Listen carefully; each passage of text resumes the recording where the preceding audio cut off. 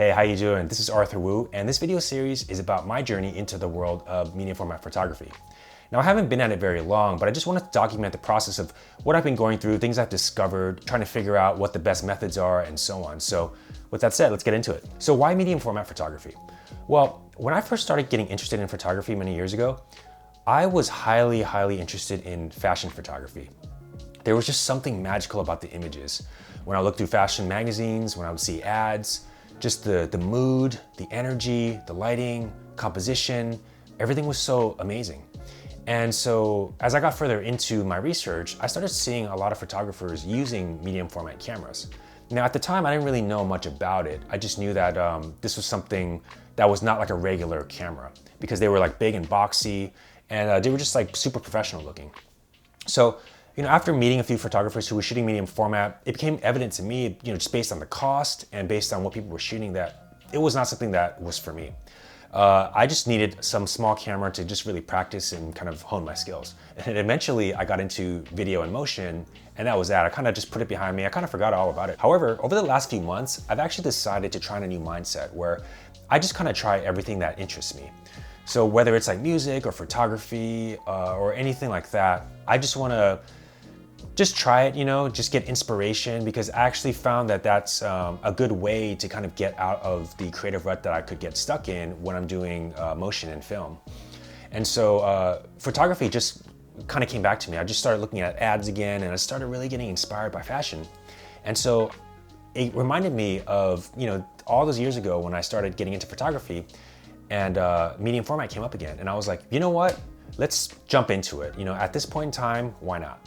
I think at this point, for me, the camera was the most important part because upon my research, there were just so many different options, and I really wanted to know and find out what the different options were. So after days of just laborious research, pouring through Google, pouring through different websites, going through Instagram, going through Flickr, Reddit, Facebook groups, Deep Preview, there's so many different resources out there, I really started to understand that it was really important to decide which camera you wanted to get, because that will affect many different things. So after gathering all this information, I really found out that there are three big things, at least for me, to decide when picking a camera. First thing is film or digital. The second thing is the form factor of the camera. And the third thing is the reliability. So let's talk about the first one, film versus digital. I honestly wanted to go the digital route because I just think that digital is so much faster.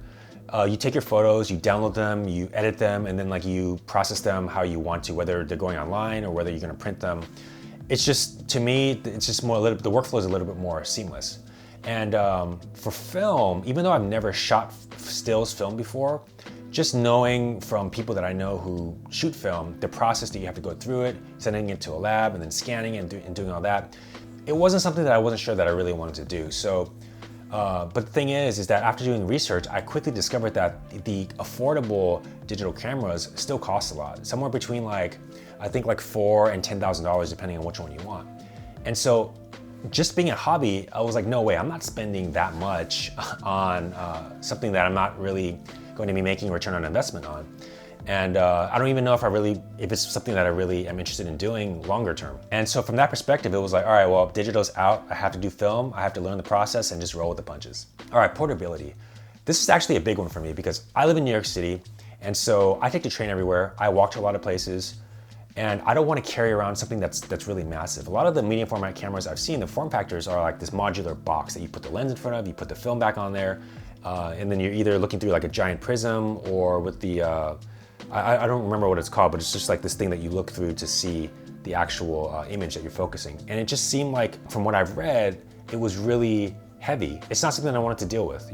Maybe if I lived in a different place where it was easier to get around as far as having a car, being able to park somewhere easily, maybe I would consider one of those cameras. However, again, because of my particular conditions about wanting a small camera, it just had to be a smaller one, which led me to the Mamiya 7 series. However, those are extremely expensive too.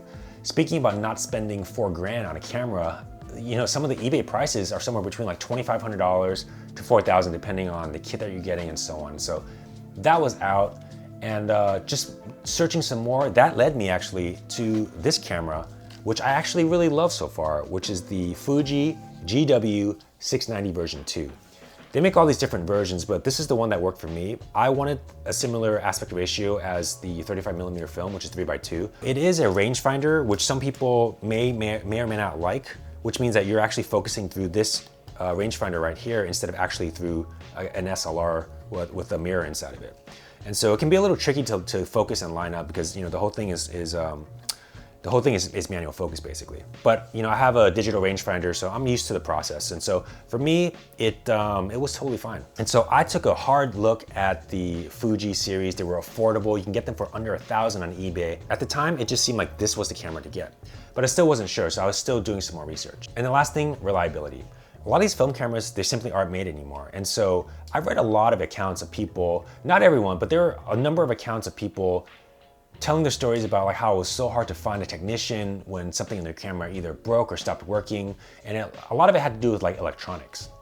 And so I was like, you know what, if I'm gonna buy an older camera, I don't wanna have to continually send it in or even send it in at all when I first get it. I want something that just works out of the box with like little chance, or as little chance for things to go wrong as possible. And so there are a few other cameras out there that are fully mechanical, but the idea of fully mechanical camera really appealed to me just from a reliability perspective. This is a fully mechanical camera. So there's no electronics in here, no battery, no light meter or anything like that. It's all just like levers and knobs.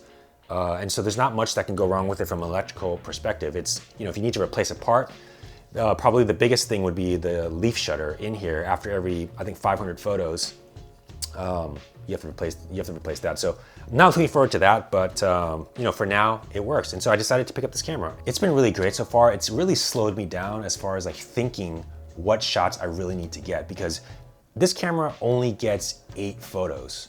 So after you take 8 photos, that's it, you have to load a new roll in. And so anytime I take a photo, that's something I'm definitely thinking about. I think each photo nets out to about somewhere between $2 and $3 with the cost of the film, and then the lab fees, and then anything else on top of that. So I'm like, you know, is this photo actually worth $2 or $3? And then if it is, I'm not going to do like I used to do with digital, because in digital, I developed a really bad habit of just like a buffet mentality when it comes to like options for angles and things of that nature. I would just really just try all these different angles, shoot all of them, and then like bring them into the edit later and be like, okay, wow, like 80% of these are garbage. And so I found that when I've shot with this camera, I've shot about 3 rolls, I think, so far. It's been a really, really great change in my workflow, because it's really changed the way I look at things. And I think that's the beauty, not only shooting medium format, but with film, is that it just completely slows down the process. And because I'm shooting people, now I'm much more cognizant of, is this the right angle for them? Is this the right background for them? Is the lighting hitting in the way that I want? That's the most flattering for everything in the scene. Am I at the right angle? Is the camera at the right height? And it's really something that's changed the way I think about photography and capturing images in general, which I'm definitely going to be carrying over into my digital photography as well as filmmaking. And so I think just from that perspective alone, it was totally worth the experience, and I'm still going to be doing it. And the most challenging thing so far with medium format for me has been the scanning process. I decided to buy a scanner, an Epson V600, and just start doing my own scans at home.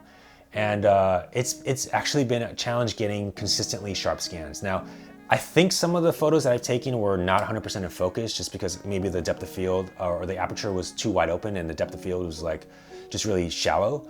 And so, you know, I don't really know what that is yet, but after doing more and more research, I started seeing that a lot of people are really happy with doing the DSLR scans, which is actually taking a photo of your negative with a high resolution camera, and then basically editing that. And just from what I've seen online, those look a lot sharper. However, some people recommend some settings for the Epson V600 scanner. I don't really know yet. The jury's still out on that. I'm still trying a few different things, and I'll report back on that. But scanning has definitely been a challenge for me. All right, so was all this effort worth it? What do the photos look like? Well, here are a few. I gotta be honest with you, I'm not seeing a huge difference yet. And when I look at certain photos that I've seen of other people, they just feel a little bit larger than life. I don't really know what creates that magic yet. I'm still kind of trying to figure that out for myself. I think it's just the placement of things in the frame, like the depth of like the background and the foreground, and the size of the subject. And it's something that I didn't really consider when I was actually taking the photo. So I have to be a lot more careful with my compositions, but it's a process. This is why I'm documenting this. Hopefully maybe down the line, I'll get a lot better and then maybe start seeing some of that progress and start to create some of those nice images. All right, so that's my introduction into my journey into medium format. I've only been at this for, I think, somewhere between like 3 and 4 weeks now. And so there's definitely still a lot to learn. I have to practice a lot more, but it's been really fun so far, especially the taking the workflow and just really slowing it down while I'm shooting. I think that's the biggest thing that I've benefited from so far. But as I go further in this process, as I learn more techniques, I'm gonna make more videos about this. And hopefully that will help some of you out there who are on the same journey, and maybe some of you guys can answer some of my questions. All right, guys, I will talk to you soon. Peace.